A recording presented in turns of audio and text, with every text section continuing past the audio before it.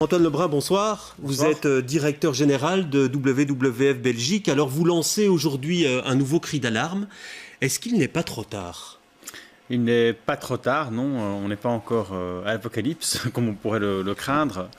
Mais c'est vrai que le fait de répéter tous les 2 ans un peu le même message peut faire se poser la question de savoir si c'est encore une certaine utilité. Mais je pense que ce sont des changements qui sont, ce qu'on appelle sont extrêmement lents à se mettre en place. Les changements de comportement sont lents à se mettre en place. Les changements des gouvernements sont aussi très très lents à se mettre en place. Et donc il est essentiel de ramener toujours le même message quant à l'urgence de l'intervention qui devrait se produire. Alors vous nous dites aujourd'hui la biodiversité s'éteint et le commun des mortels va se dire mais en quoi ça me concerne finalement que des espèces s'éteignent? Ça a toujours existé et ça existera toujours. Oui, tout à fait, c'est une question qu'on me pose souvent. C'est en fin de compte, bon, le tigre disparaît, j'en suis triste, mais qu'est-ce que ça change pour moi? Et ça, c'est lié à une méconnaissance de comment fonctionnent les systèmes vivants. Donc d'abord, on fait partie d'un système vivant de la biodiversité dans son ensemble. Et quand un tigre disparaît, par exemple, c'est souvent l'entièreté de son écosystème qui disparaît, son habitat. Or, les habitats, comme les forêts tropicales où vivent les tigres, mais fournissent toute une série de systèmes qu'on appelle des services écosystémiques à nous, les hommes, comme la production d'oxygène, comme le stockage du carbone, ou comme le captage de l'eau et le fait que les arbres, les forêts relâchent de l'eau dans l'atmosphère, ce qui alimente le cycle des précipitations et donc le cycle de l'eau. Et donc en réalité, ce qu'on met en danger derrière les animaux ne sont que des symboles de ce qu'on met en danger. Ce qu'on met en danger, ce sont les habitats et les écosystèmes dont nous profitons au quotidien.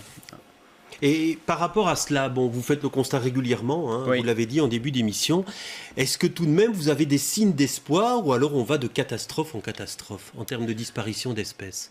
Non, les chiffres globaux sont pires d'année en année, j'ai envie de dire, mais il y a des situations, si on regarde plus localement, plus régionalement, qui sont meilleures. Donc, si on prend par exemple le cas de l'Europe, sur les grands mammifères en Europe, on en entend souvent parler, les loups, les ours se redéploient en Europe parce qu'on a réussi à rendre une partie des surfaces qui étaient auparavant utilisées pour l'agriculture à la nature.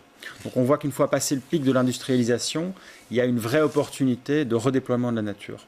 Et heureusement, la nature montre une telle résilience qu'elle est capable de se redéployer, à condition qu'on n'aille pas au-delà d'un point de non-retour, qui est la disparition de certaines espèces. Et la situation la plus dramatique, elle se trouve où aujourd'hui ?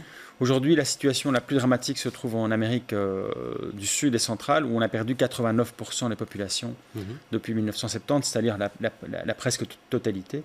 On a aussi d'autres situations dramatiques, comme sur le rhinocéros ou sur l'éléphant, où au rythme actuel des disparitions, l'espèce pourrait avoir disparu à horizon 2025. Et les raisons profondes, c'est quoi? C'est l'exploitation de l'homme, bon, la chasse d'une partie de ces animaux, mais d'autres choses également?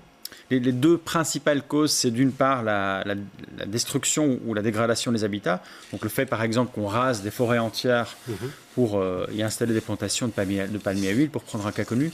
Et l'autre cause, c'est ce qu'on appelle la surexploitation. Et pour prendre un exemple concret, c'est empêche le fait qu'on prélève plus de poissons que ce que la mer ne peut en reproduire. Et on pousse du coup certaines espèces au bord de l'extinction.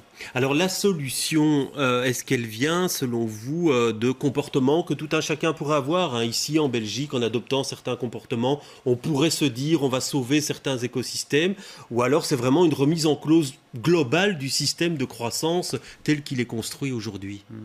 Mais je pense que les changements de comportement individuels, ils sont indispensables, ils sont connus, hein, on a assez répété les messages, on peut manger moins de viande, on peut revoir sa façon de se déplacer, on peut consommer moins d'énergie, mais ça sera insuffisant si on veut arrêter le déclin de la biodiversité.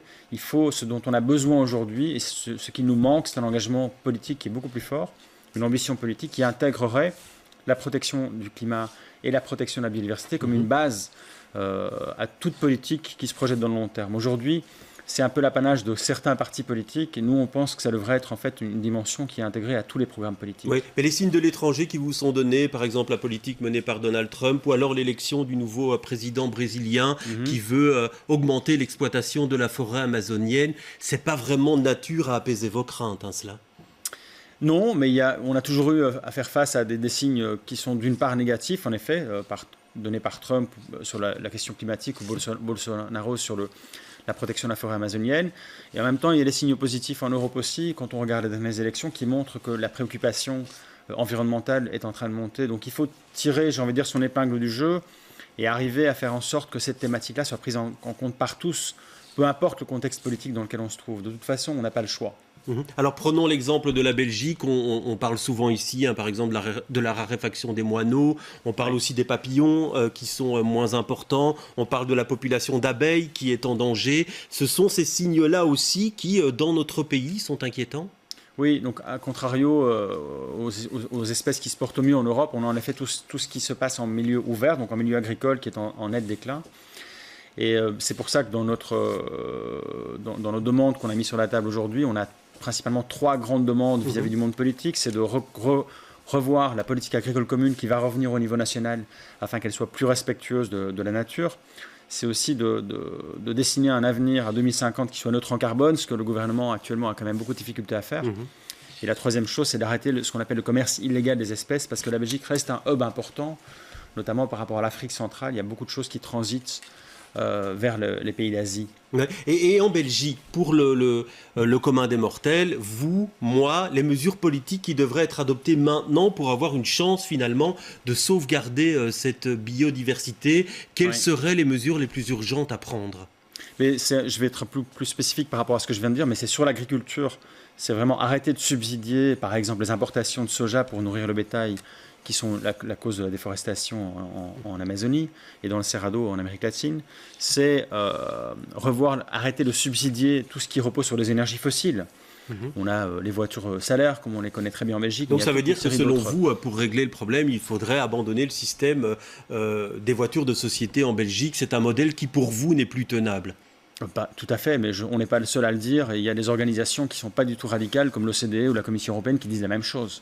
Donc ça, je pense que ça fait au moins 10 ou 15 ans que tout le monde dit la même chose sur ce système-là, qui, en plus d'être néfaste pour l'environnement, est inéquitable et qui devrait être mis en cause. Je pense qu'il faut un peu de courage politique pour remettre en cause des choses qu'on a l'habitude de faire depuis des dizaines d'années, comme l'agriculture conventionnelle ou le fait de subsidier des choses qui reposent sur les énergies fossiles et qu'il faut remettre en cause aujourd'hui, tout à fait. Oui, parce que la prise de conscience, évidemment, tout le monde a envie que cette biodiversité subsiste, mais dans le comportement individuel, quand on demande aux gens « est-ce que vous êtes prêts à vous passer de la voiture de société dont vous disposez ?», beaucoup disent non. Et c'est normal, c'est pour ça qu'on a besoin d'une combinaison de gens qui ont envie de faire des changements de façon spontanée, de leur propre chef, et on a aussi besoin de lois ou d'orientation au niveau politique qui vont aider ceux qui sont un peu dans une position de doute à faire le pas. Est-ce que vous pensez aujourd'hui que la prise de conscience, elle est là, mais les décisions politiques ne suivent pas toujours? Est-ce que vous pensez qu'il y a une volonté de changement profond de la part des décideurs politiques aujourd'hui? Pas encore, c'est précisément pour ça qu'on le met sur la table. Je pense qu'il y a d'abord une prise de conscience qui est là au niveau des citoyens, certainement. Au niveau du politique, ça commence à arriver, mais il y a toujours un décalage important entre je prends conscience de et j'adapte mon comportement, certainement pour ce qui s'agit des partis politiques. Et c'est bien pour ça qu'on appelle tous les partis politiques à regarder ces deux problématiques comme étant des problématiques sérieuses, qui sont en fait des conditions à la prospérité de l'espèce humaine. Et est-ce que vous n'avez pas l'impression aujourd'hui je me répète peut-être, mais qu'il est trop tard? Non, il n'est pas. Non, il n'est pas trop tard. C'est-à-dire qu'il y a des choses qui sont perdues de façon définitive, mais il n'est pas trop tard. Il n'est pas trop tard pour sauver ce qu'il reste, et il n'est pas trop tard non plus pour restaurer des zones naturelles en Europe, mais aussi dans le futur sur d'autres continents. Et donc les espèces qui ont disparu, elles ont disparu à jamais. Il n'y aura plus moyen de recréer certaines espèces. Je ne sais pas ce que l'avenir nous réserve par rapport à ça, mais ce qui est sûr, c'est qu'il y a moyen de restaurer des habitats pour que les espèces qui sont aujourd'hui en danger s'y redéploient. Il y a aussi moyen d'éviter qu'on perde des espèces emblématiques comme le rhinocéros ou l'éléphant.